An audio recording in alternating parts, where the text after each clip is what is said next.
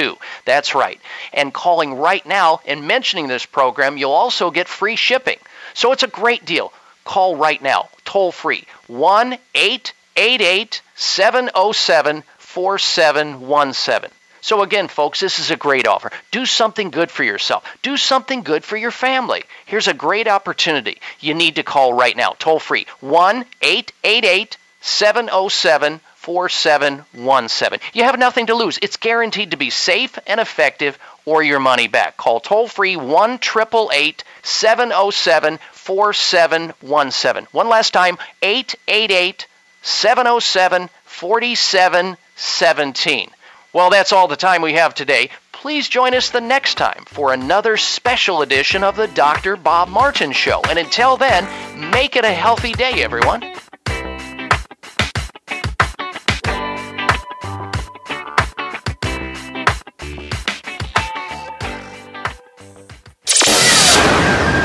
What you want to know. What you need to know.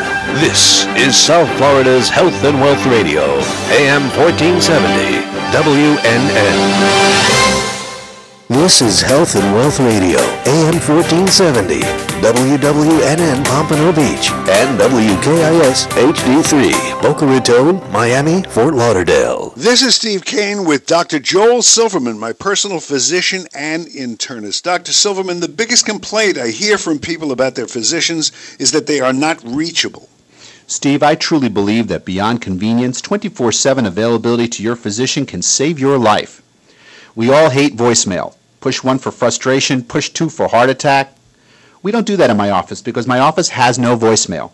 After 5 p.m. and on weekends, the calls are directed right to my cell phone, and my cell phone number is on my business card. At 2 a.m., Steve, you need me when you're sickest, not an answering machine and not an unfriendly voice. There will never be a time in which you can't reach me and I can't care for you. Wow. Call Dr. Joel Silverman at 561 area code 826-7241 or go to drjoelsilverman.com. He's located on Palmetto and Powerline in Boca. AM 1470, WNN. Listen live at wwnnradio.com and like us on Facebook. Search AM 1470 WWNN.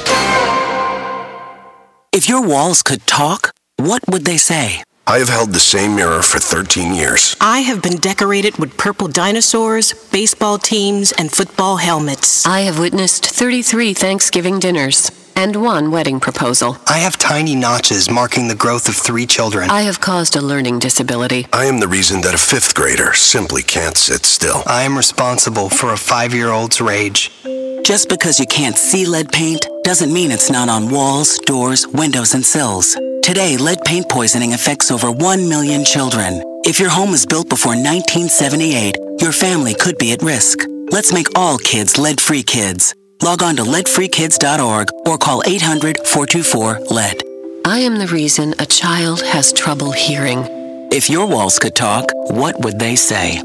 Brought to you by the Coalition to End Childhood Lead Poisoning, EPA, HUD, and the Ad Council. Download the iRadio Now app for iPhone or Android phones. Free at your iPhone App Store or Android App Market. Take AM 1470 WWNN with you wherever you go. What you want to know. What you need to know. This is South Florida's Health and Wealth Radio, AM 1470, WNN. The opinions expressed on the following sponsored program are strictly those of the host, guests, and callers, and not necessarily those of the station, its staff, management, or sponsors. Welcome to Trento Vision, where bad ideas get pulverized and the truth will set you free. Trento Vision is hosted by Tom Trento, an activist street fighter with earned degrees in law enforcement, theology, and philosophy. Listen and watch every weekday at 2 p.m. on AM 1470 WNN and TrentoVision.com. Now, let's take a peek at Tom's view of the world. Here's Tom Trento. Okay. The 10 years of war on terror The wars in Iraq, Afghanistan, and Pakistan have killed more than 225,000 people, which include both men in uniform and civilians. The war will be costing American taxpayers approximately $4 trillion. Hi, everybody. This is Tom Trento with the team here on WNN 1470 Boca Raton. I'm reading. The people on TrentoVision.tv can see exactly what I'm doing. You need to get your computer, guys. Pull your cars off the road and get your smartphones out and watch the show. I'm reading from the 27th Annual United American Muslim Day Parade Program. Islam advocates peace and justice for all. This is the program if you're looking at the TV, your computer. I'm reading a message from the president, Dr. Shafi Bizar, Indian Muslim, and we were there, as many of you know who have been following what we do. Last week we were in Washington, D.C. and New York, went to the Muslim Day Parade on September 23rd, and I'm reading from the inside. This is going to be fascinating. I'm reading from the inside his welcoming words to the people that were there, about 1,000 Muslims and then a bunch of us. He writes, he's pulling numbers out of, I don't know where he's pulling these numbers out of, but $4 trillion. What we have achieved, President Shafi Bizar says, what we have achieved after a huge loss of lives and money, and I'm reading this properly. We have sacrificed our social programs. We have sacrificed our health and our education programs. The job market is dwindling. Financial security is in jeopardy. Is the world any safer than before 9/11? We regretfully observe that all Muslims are deliberately and arbitrarily branded as terrorists. I got to read that again for everybody. I hope you're listening carefully on this 3rd of October, 2:05 in the afternoon on the East Coast. Tom Trento, TrentoVision.tv, WNN 1470. We are repeated at night, 8 o'clock to 9 o'clock. You can listen on the little app, iHeartRadio. Tell your friends about the show. We'll be here every day, 2 o'clock on the East Coast, 11 o'clock in California. Our objective is to wake up America, help provide information to educate those Americans who choose to understand the facts on some of these critical national security issues. And our goal is to make sure you get off your... We got something for you that'll be coming out in the near future. Get off your donkey, and get out to vote on November 6th. Critically important. Typically, our sister organization, the United West, whereas this is Trento Vision, the communications side, the United West, our objective is defending the U.S. Constitution, defending the state of Israel and her right to defend herself and to exist, and defeating Sharia-compliant Islam. We don't believe all Muslims are bad. We believe it's very difficult to be a Sharia. It's impossible to be a Sharia-compliant Muslim and a good American. Impossible. You can be what a Muslim would conclude, a bad Muslim, and be a very good American. But your doctrine, Islamic doctrine, stands in opposition to principles of Western civilization and the U.S. Constitution. Now, those are huge claims, and our job is to provide the evidence from the resources written, produced by the Islamic world themselves, and by anecdotal information like this thing I'm holding in my hand right now from Dr. Shafi Bizar. And as you may know, the United West typically hunts down in the cultural jihad, the Muslim Brotherhood. It's a real organization like the Teachers Union or something. It's got leadership. It has offices. It has an objective. It has a plan. In fact, Glenn Beck recently using many of our Team B2 colleagues. You may know I'm one of the authors of Sharia, the Threat to America, with 18 other folks. Several of them, about 6 or 7, were on Glenn Beck's The Project, 2-part analysis of the plan of the Muslim Brotherhood to take over the United States through either a kinetic, not Connecticut, but kinetic physical jihad, or through a cultural jihad. We are cultural jihadi warriors, the United West and our team. We typically are chasing these guys down. We go to where they do their phony baloney presentations, interfaith or whatever, or their mosques or wherever they are. And we expose them with our weapons. And our weapons are cameras. I mean, anybody can do what we're doing. It's not really that difficult. But that's what we do, typically. Now we've shifted gears over the past 6 months because we have been running into jihadis around the United States. And sometimes we're in a position to maybe hand material over to people that should scoop these guys up and bring them to some archipelago somewhere and let them give them a nice iPad to play with about 4 hours of battery time, and then no generators or anything. But we found that this DOJ, Department of Justice, headed by President Obama, is weak on prosecuting Islamic jihadis, weak on investigating. In fact, those entities, tremendous contradiction here, folks. I'm going to continue reading this in a moment, but tremendous contradiction. You've seen our video last week in New York City with the New York City Marching Band Police Department with tubas and whistlers and everything else going on. You saw them marching down, leading this group of individuals who have doctrine different than many of us in the United States. But New York also has the #1 counterterrorism organization in the world to stop Islamic jihad, maybe second next to the Israelis. And the Islamic world has and this administration has gone after New York in their effort, in their work, in their commitment to get into the infrastructure of the bad guys, find them, and put them in jail.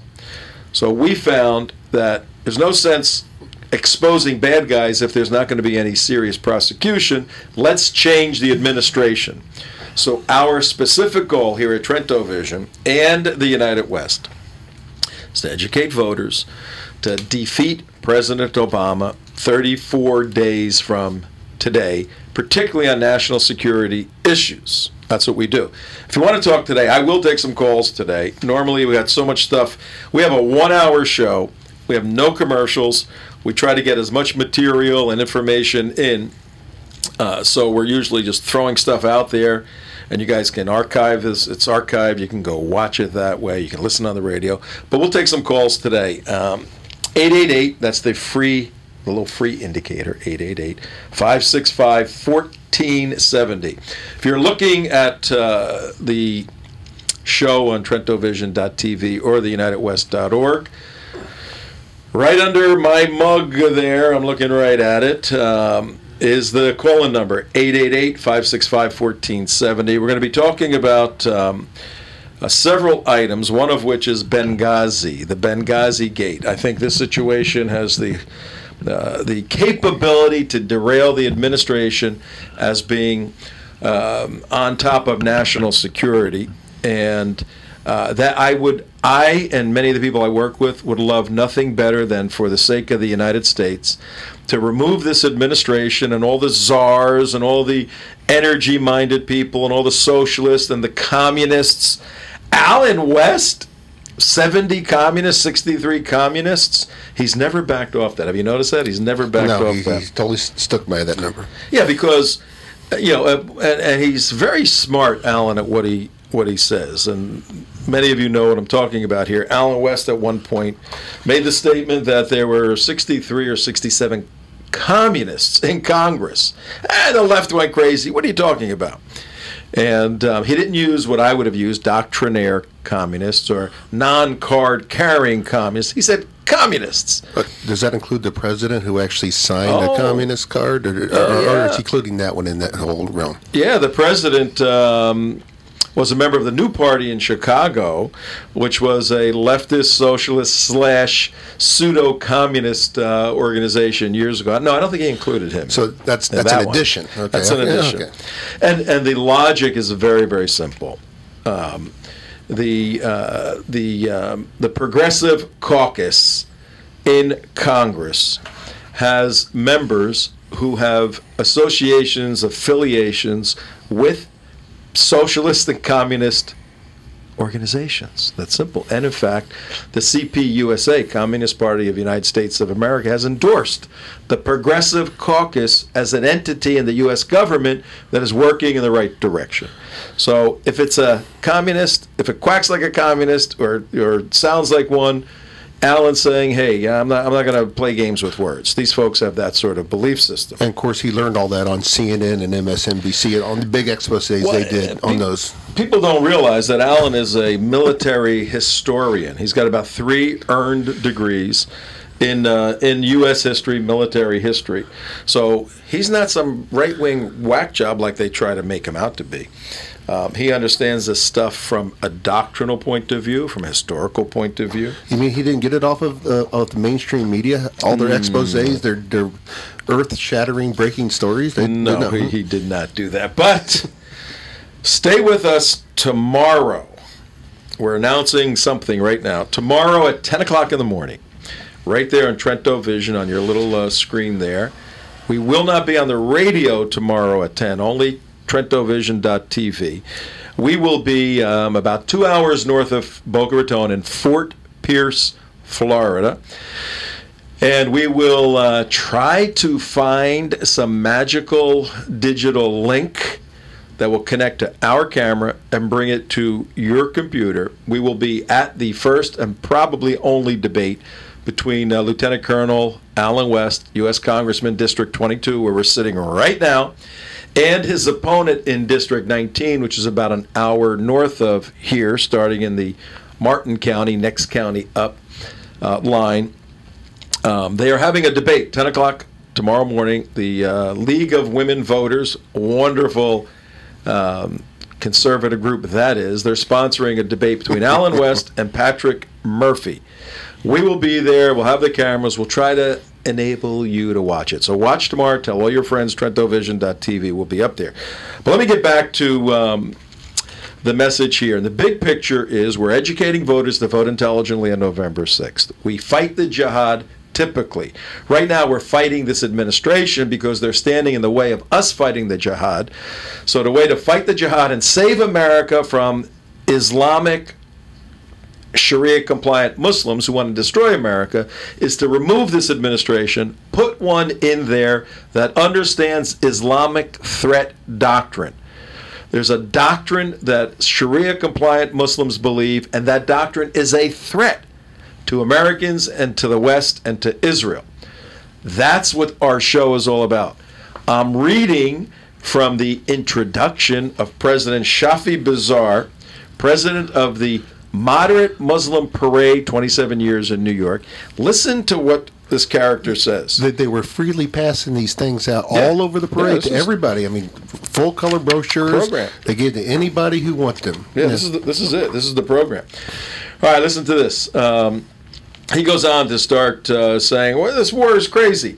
We regretfully observe that all Muslims are deliberately and arbitrarily branded as terrorists. Now, that is an absolute lie. No one brands all Muslims as deliberately and arbitrarily brands all Muslims as terrorists. What the fact is that virtually all terrorists have been Muslims. There's 1 or 2 out there that are not Muslims. But he states an incorrect proposition. Then he goes on to say, some Muslim countries are under constant foreign domination due wrongdoings of some miscreants. I'm reading verbatim. This isn't my language. Some Muslim countries are under constant foreign domination due to, he meant, wrongdoings of some miscreants. One of the best ways to eradicate, listen to this. Here's his solution for getting rid of terrorism. One of the best ways to eradicate terrorism, okay, we're listening. Dr. Shafi Bazar, he's going to tell us how to get rid of terrorism. Oh, he says, good. I've been wanting to know that. One of the best ways to eradicate terrorism is to stop Muslim bashing and end the war, to stop Muslim bashing and end war that ransacked many Muslim countries around the world. Wow. That's all it takes, Tom? Now, this is very interesting because this is not a schmuck, folks. You can see him right there. There he is, Shafi Bazar. He's a distinguished doctor. He is the head of this organization. The name of this organization is Muslim Foundation of America, the Muslim Foundation of America, MuslimDayParade.com. And he gives us the way in. Now, the beauty of this is very, very important. This leads to Benghazi and it leads to the election.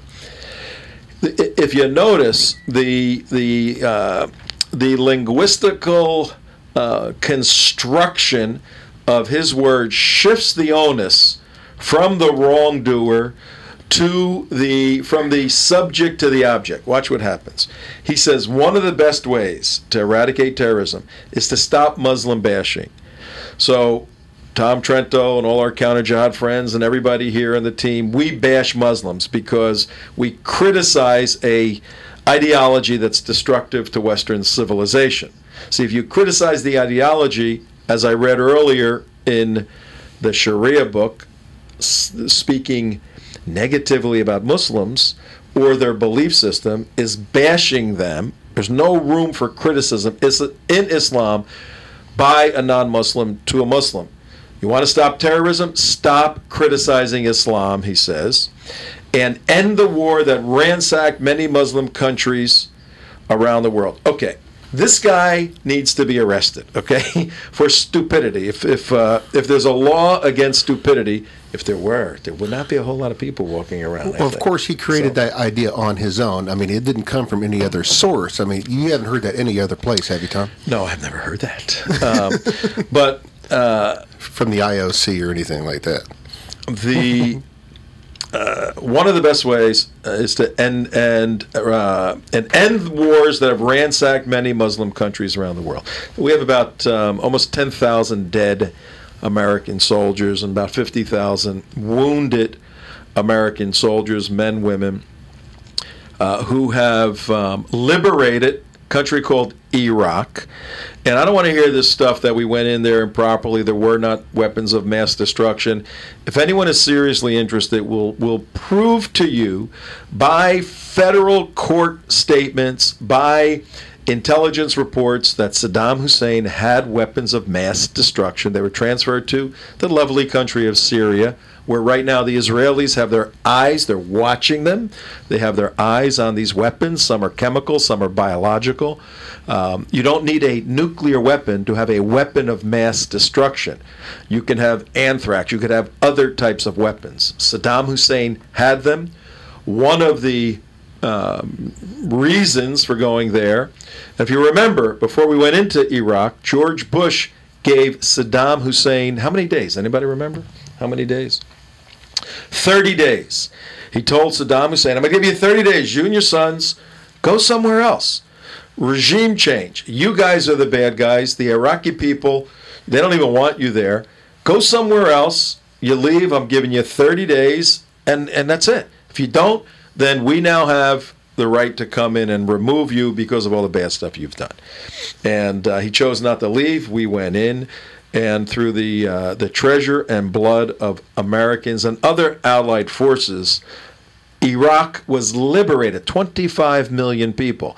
And that rat hole of a country, Afghanistan, where 2,000, the number's 2,000 already the other day that it's reached dead Americans. We've liberated that place, but some of these places, liberation is like an elastic band. As soon as the liberator holds back the forces of evil and leaves because we're not colonialists anymore, the rubber band goes back, the evil people come and take advantage of their brothers and sisters who are Muslims. It's an ideological pathology that Sharia-compliant Muslims who are Sunni or Shia have to kill each other. And it's probably about time that we stop getting in the way and don't liberate these countries anymore. But for this nitwit to say that we have abused these countries when we have given our treasure is offensive in the least.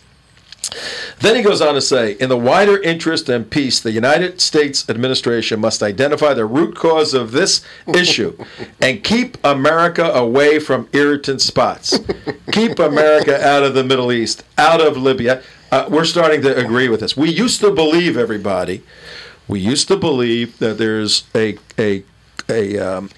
a quenching for, a desire for, an interest in this thing called freedom, this thing called liberty, this thing called democracy. We're starting to see that some cultures have a different concept. The Islamic culture has a different concept of freedom and liberty and democracy. And to leave them in that environment with that systemic system in place, to leave the people there on that geography, it is an impossible task to bring Jeffersonian democracy to Sharia-compliant lands without some sort of occupation and retraining like the British did in India for such a long time.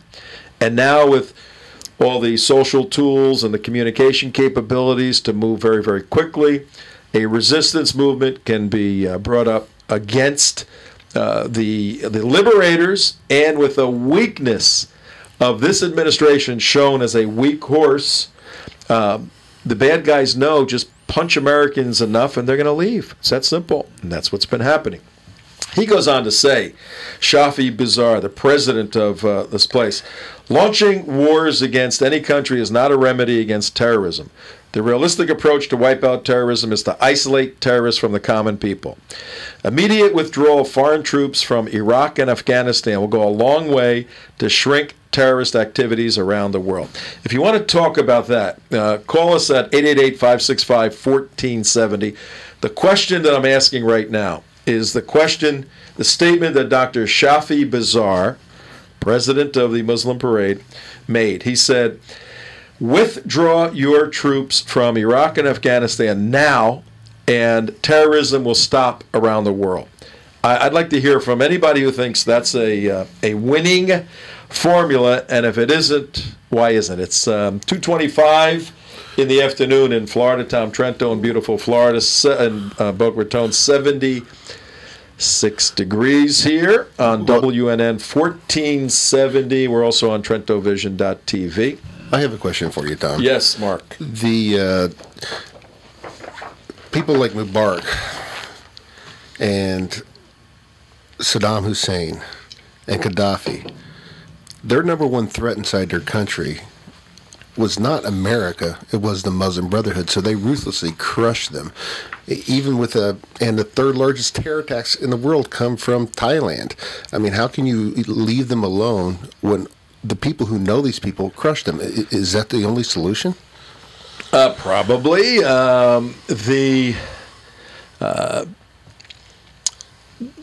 Yes, the short answer is yes.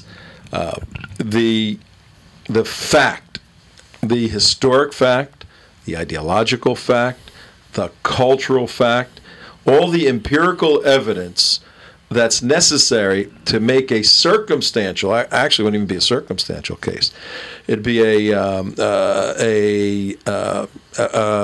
definitive case, an evidentiary case. All the information exists to ask the question, can the Muslim Brotherhood, we'll make it very specific, can the Muslim Brotherhood, following its doctrine, be compatible with the view of Egypt that Mubarak had? And his conclusion was, no. I'm trying to run a secular, Mubarak speaking, Hosni Mubarak, who was the president of Egypt for 30 years, peace with Israel for 30 years. I'm trying to run a secular country because I know these whack job Muslim brothers want to interject Sharia, Islam, the religious component, And that makes people go bonkers, so it ain't happening here. So he had to ban the Muslim Brotherhood's participation as a political party in Egypt. He allowed Muslim Brothers to run as individuals, not on the Muslim Brotherhood party, and they came up with other names. So that's how he handled it. But the genie is out of the bottle. The Brotherhood is on the move, man. Well, my other follow-up question to that is you go all the way back to Ataturk. He was, for all intents and purposes, a good guy. And praised by Kennedy, praised by Churchill, praised by everything. But what did he have to do to get rid of the Muslim Brotherhood out of his country? Yeah, very quickly on that, the end of the First World War found the formal end of the Ottoman Empire, the second jihad, the result of the second jihad. Ottoman Empire was about a 600-year-old empire. It fell technically in 1922, and it was based in Istanbul, Turkey. And Turkey, at that point, the new leader, Kemal Ataturk, father of the Turks, he saw that political Islam or Sharia-compliant Islam is destructive to the construction of a Western concept. He saw the West had come in and defeated fascism, communism, Nazism. So he said, we're going to the West. Mm-hmm. We want to lean to the West. All these other isms don't make sense. My own religion doesn't make sense. So Kemal Ataturk outlawed Sharia-compliant Islam. No veils, no this, no that, none of it. And he suppressed Sharia-compliant Islam as articulated in Reliance of the Traveler, what we've talked about. And as a result, Turkey became a country that advanced very quickly. The interest in literacy increased, the interest in financial markets, in freedom, in entrepreneurialism. Women's rights. Women's rights. All the panoply of what it means to be a Westerner was overlaid this Islamic country. But you still got that underlying foundation. And right now, the new president, Erdogan, he basically is saying, you know what, I'm going to erase what Ataturk did and return us back to a controlled Sharia-compliant Islam. And when asked if there is any moderate Islam, the current president, Erdogan, he said, there is no moderate Islam. There is Islam is Islam, and that's all there is Islam. So he, with one sentence, dismissed this concept of moderate Islam. But I think we'll take a call from Linda right now, and then I'm going to make a little transition to the black flag of Al-Qaeda flying over the White House, and then into Benghazi. Hi, Linda. You're on with Tom Trento. Hey, Tom. How come we can't get Muslim Brotherhood out of the White House in this country? Well, are you listening on the radio or are you watching on your computer? I'm watching on my computer. Okay, I'm going to hold something up right now, and if the cameraman can zoom in on this, cameraman. Hello, cameraman. Yeah, I see that. Now watch what happens. I'm holding up the Muslim Parade magazine that we've just been talking about. And in this magazine, which is a group of moderate Muslims, these are moderate Muslims, marching in New York City, led by the NYPD. If you can get in as tight as you can on that, I think that'll be a good picture. Cameraman? Yeah. Can you see what that is yet, Linda? Yes, I can. Tell everybody what you're looking at. Islam, the future of America. Okay, and what house is in that picture? White House. And what's flying over it? That black flag. You know what that black flag is? Yeah. That's the black flag of Al-Qaeda. That's the flag that was flying on September 11th. There you go. That's a good shot right there. Yeah, you got it. That's the flag that was, our cameraman is, there we go. That's the black flag of Al-Qaeda that was flying over the Egyptian embassy on September 11th and the Benghazi consulate on September 11th. And also the ones where they came to storm the crowd of Israel embassy. They were carrying all these black flags. You got to go out a little further out. Mark's absolutely right. When the wonderful Religion of Peace guys stormed the Israeli embassy about 4 months ago, they raised that same black flag. And Mark, where else was that black flag last week? Oh, you got to pull out a little bit, Mike. It was marching right in front of the New York City cops in a whole cadre of flags, and also was on prominent display while these wonderful moderate Islamic speakers were talking about blasphemy laws and our government. Our government is enabling them to do that. That's what they are. Well, all levels of government. Well, here's the interesting point, Linda. I'm not holding up a jihadi magazine with the black flag of Al-Qaeda. I'm holding up the program that was distributed on a moderate Muslim event in New York City. And to the Islamic world, here's why we are criticized a lot, the folks that I work with. We look at flags like that not as just pieces of material blowing in the breeze. These are critically important symbols. Why is the black flag of Al-Qaeda flying over the White House with a statement underneath, Islam, the future of America? If you read this article in this moderate magazine, it says, well, I'll read it. I'll read you the conclusion. Listen to this, Linda. Tell me what you think. It says, American society is on a decline because of its moral decay and breakup of the social fabric.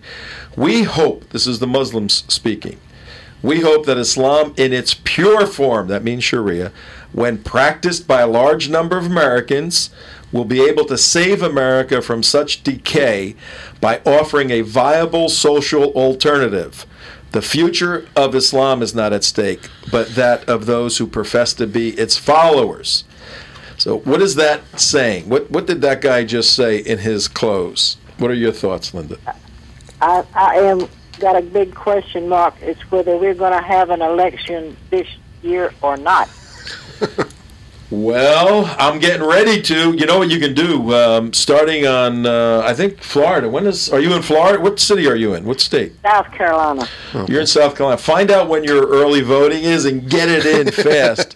But no, I hear that quite a bit. People are concerned that some catastrophe is going to happen, and President Obama will declare martial law and go do away with the. That for a long time, but I don't see it happening. There are too many very good people that are going to say, "Okay, that's it, pal.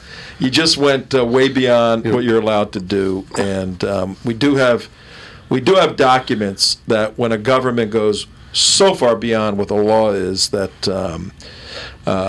people can say, "Okay, you can't do that anymore." So, but hey, Linda, thank you very much. Keep watching and tell your friends, and thanks a lot, Linda. Try to tune in tomorrow at 10 o'clock and watch Alan West, our good friend, debating his opponent on these issues. I'll do it, and keep praying, please. Amen. We got you. Thanks. So, the point today, and the reason why we're pounding this thing around is exactly what Linda from South Carolina was just saying. What the heck? She senses something not right in America. When you can have a parade like we were at last week, just mere 2 miles from ground zero, where they're running around with the black flag of Al-Qaeda 2 weeks after 4 Americans were killed in a clear attempt to assassinate the ambassador. When that sort of stuff is going on, and Democrats primarily, Republicans are up in arms and furious about this. Many of my Democrat friends and leaders are down. Oh yeah, we shouldn't. Our ambassador should not have been killed. But let's not get too excited about this. Because they know this thing is playing very poorly for the Obama administration, because he's a failure on national security.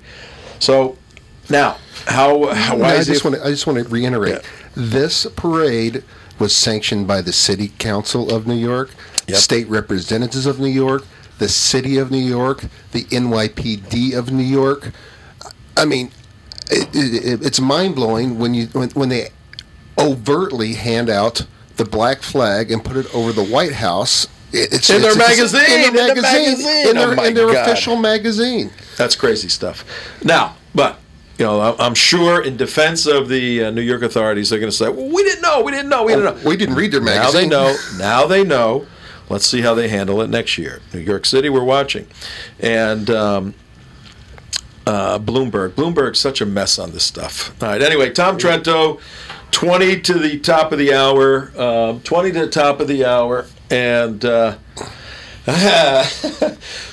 the top of the hour. WNN 1470 here in Boca Raton on a beautiful Florida day. Tom Trento with the team.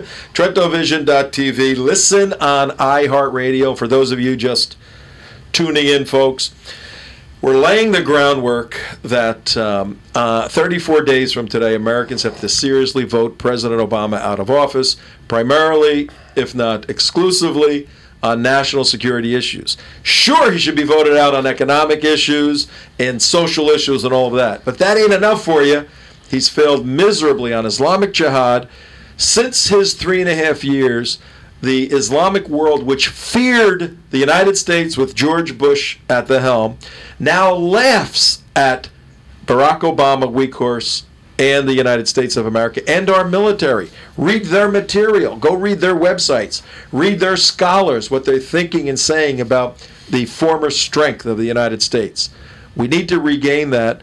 Otherwise, they're going to pound on us. Pulling away from confrontation with evil Islamic Jihad only allows the advancement to occur. Let's go to Damon on the phone. Damon, you're with Tom Trento and the whole team here. How are you? Good. How you doing, Tom? Pretty good. Good. I just want to know how crazy Michelle Bachmann really looks now when she was curious as to the Muslim Brotherhood in America and the way things are playing out right now with who assumed power in Egypt and how it's going and how their stance toward Israel and America is going. And why are the Republicans not pouncing on this a little bit more? I mean, it doesn't get any more direct than, the embassy is the State Department. Umar Abedin is the number, 2 or 3 person on the staff there. And why is this not being discussed? I mean, it's obvious, there's some implications to this.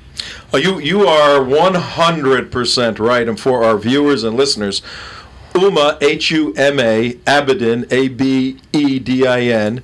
Umar Abedin is married to who? Damon, do you remember? Yes, Wiener's Wiener. Yeah, Anthony Weiner, who is the former congressman who was tweeting himself around and got busted on that and got embarrassed and had to leave his congressional seat. Anthony Weiner, who happens to be of the Jewish religion.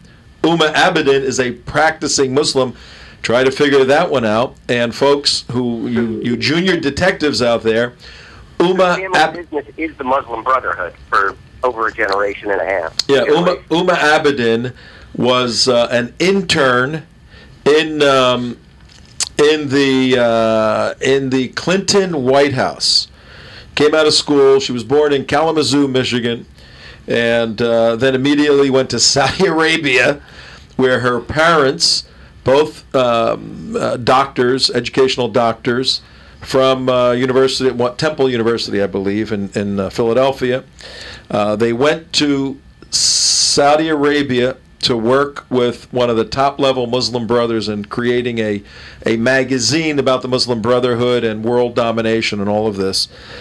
You're right. Her parents, her father's a Muslim brother, her brother's a Muslim brother, her mother's a member of a unique, almost secret organization called the Muslim Sisterhood. Not too many people know about that. Well, when Umar graduated from school, she became an intern at the Clinton White House, worked originally for Bill Clinton. People don't realize that. Then became an aide to Hillary Clinton when they left the White House. She continued as an aide with Hillary Clinton as Senator Clinton represented the great state of New York.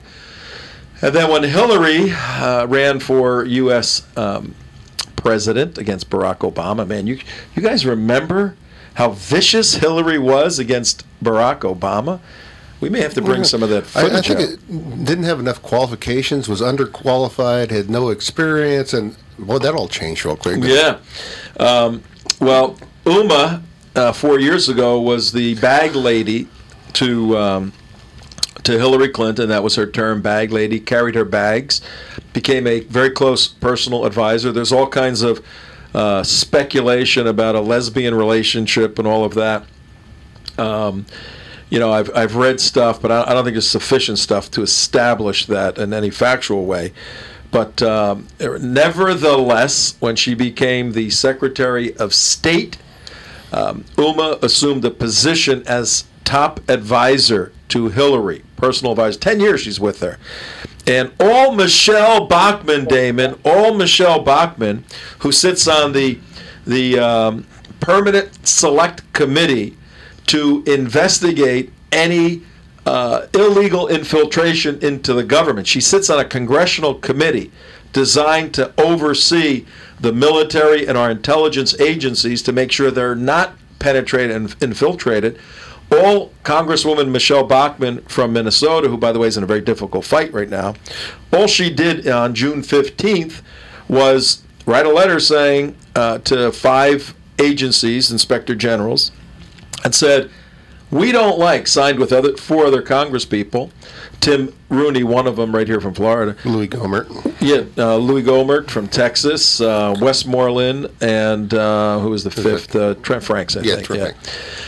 All she said was, we don't like what we're seeing in the White House. We see terrorists and Muslim brothers going in and out, and we see Uma Abedin in the middle of this. We'd like to know, was she properly investigated? And Hillary and Rice skipped Netanyahu's speech. Okay.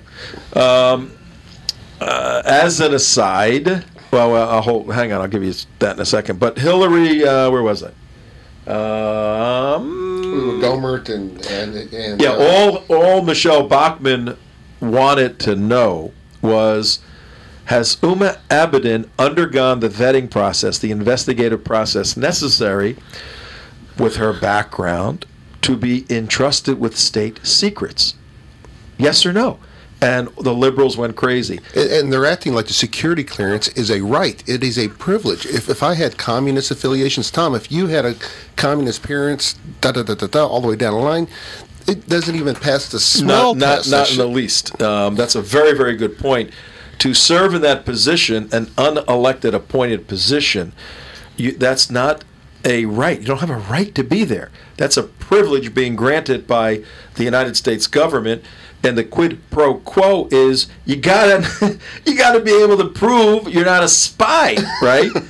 And State Department. Yeah, and the left has gone nuts. And Michelle Bachmann, I will debate anybody on the face of the earth who wants to take a position and say Michelle Bachmann is an idiot and should not have done that. And I will just lay out fact after fact after fact. And guess what? The story is not over. Many of the Team B2 people, Damon, are somewhat very familiar with this, and you may be seeing some interesting stuff in the future on this. Hey, thanks for calling, man, and stay tuned to the show and keep up the good work you do. Okay, that was Damon. All right, let me lay out Benghazi. And here's how all of this ties together. We're dealing with national security issues today. If you want to talk, 888-565-1470. 888-565-1470. We're dealing with national security issues, and we're asking the question. Tonight there's a debate. It's going to be primarily on domestic issues, the economy, those sort of things. On the 22nd of October, right here in Lynn University, national security foreign policy will be, and we will cover that. We will be at the debate covering that. But we're asking the question right now for all Floridians, all Americans actually, is President Barack Obama and his administration, he's picked certain people, are they failing as leaders in these critical moments in American history, and do they need to be replaced? And the answer is yes. So we don't have to go any further than that. Well, you brought up a good point the other day, Tom, and maybe explain to the audience, is you said, can Mitt Romney do any worse for Israel, for national security than... Yeah, the argument I was making was sort of a deductive argument, saying, look, if you're one of them independent guys out there and you just don't know, and look, if independent or undecided, let's get with the program, okay? Each has a political philosophy. Obama's political philosophy has been in play for 3.5 years. It's destroyed our economy and it's destroyed our military. Go ask anybody in theater right now. Very few soldiers, other than for ideological reasons, very few trigger pullers and very few real guys on the ground have any respect for this president. Let me make a point about that. You do not, you respect the office of president. If somebody got elected president in some bizarre way, like 4 years ago, and had as an intention the destruction of the exceptionalism of the United States of America, that was his goal. That was his stated goal as a student. That was his goal in his writings, which we have.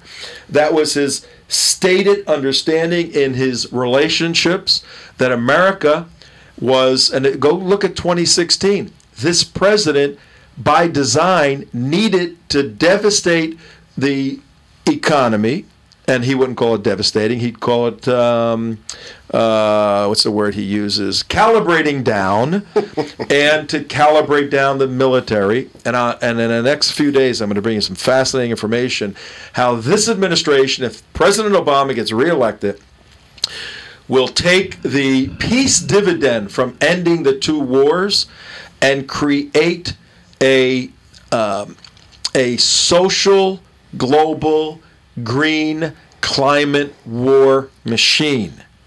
Okay?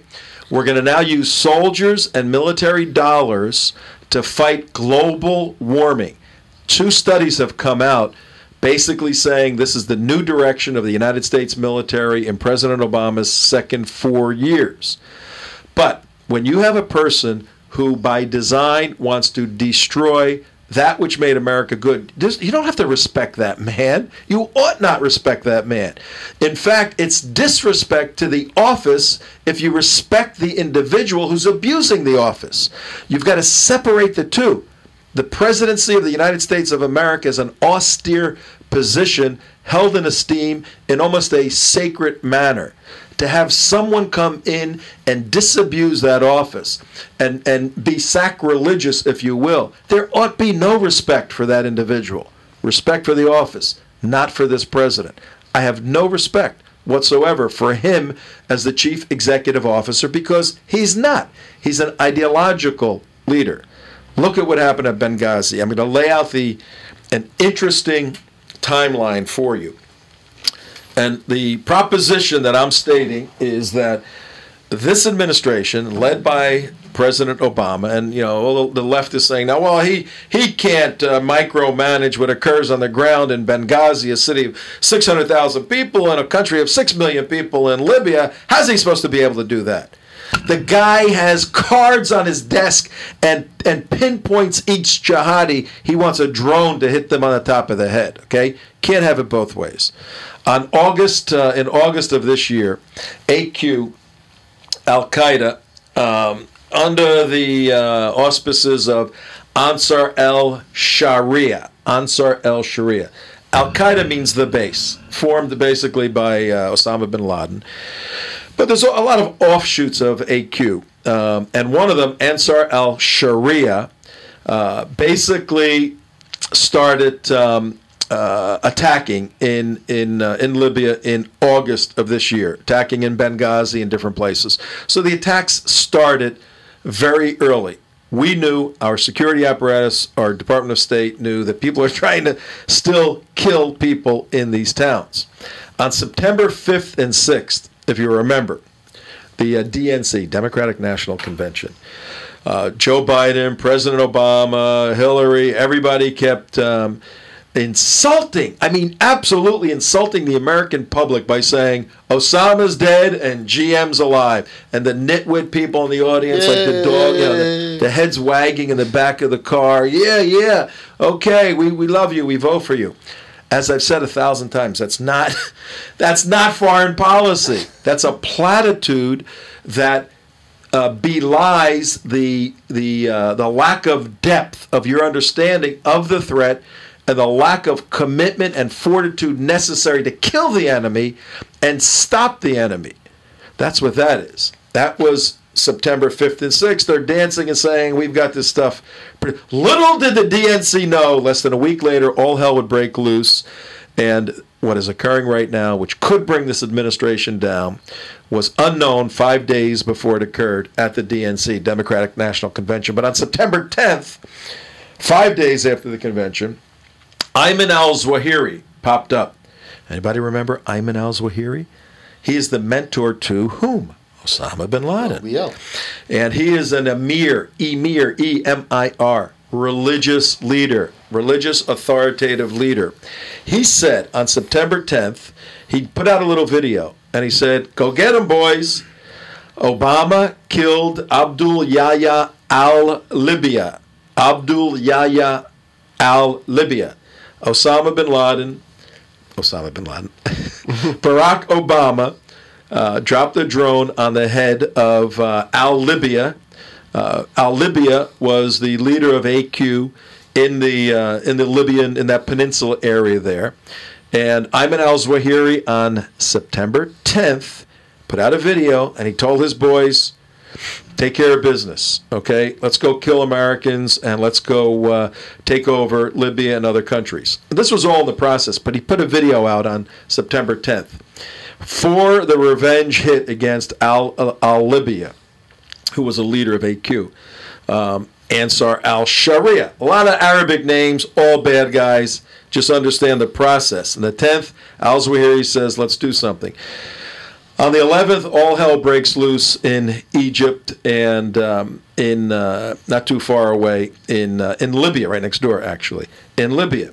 Now, we all know that the movie Innocence of the Muslims, which came out when? Anybody know when that movie? It's not even a movie. When that thing? July 2nd, I believe it was. June, actually. June 2nd? Yeah. Okay. In June, the trailer, a goofy trailer, was released. Remember, it had 6,000 hits at that time. It had 6,000 hits on September 11th, which is nothing. We make a video, we get 6,000 hits a minute, some of them.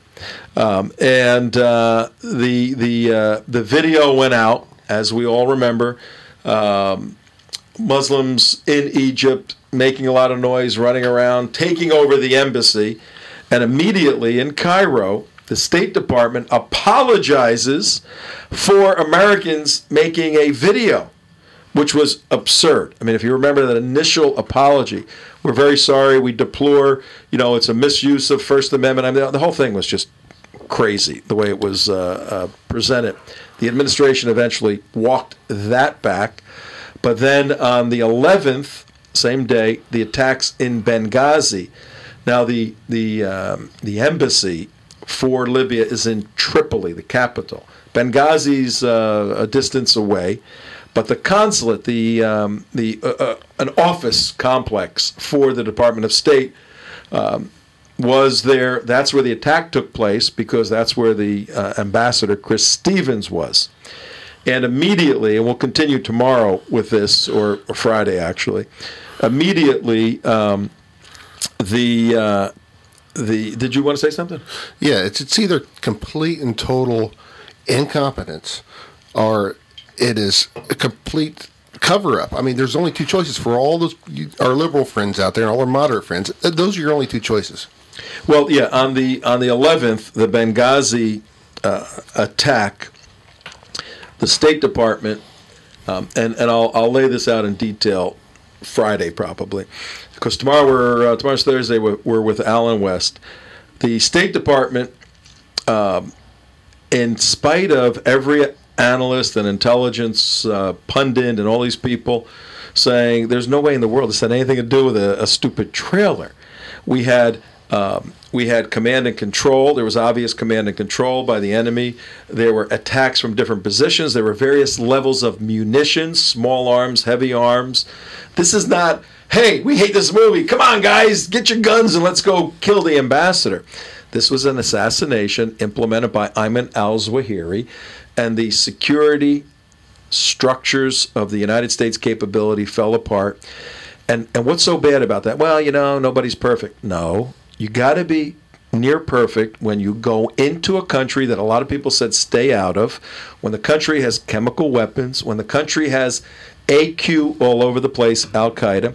When when people in the country have been attacking, when your ambassador's getting death threats, you have to do a better job. But I know it's very difficult. It's difficult to manage national security and foreign policy when you're riding an Air Force One, headed to Vegas, baby, to rock and roll.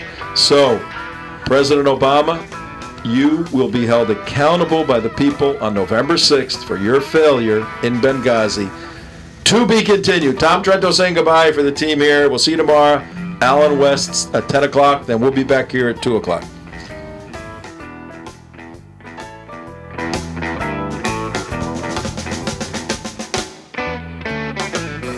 Thanks for tuning in to Trento Vision, where bad ideas get pulverized and the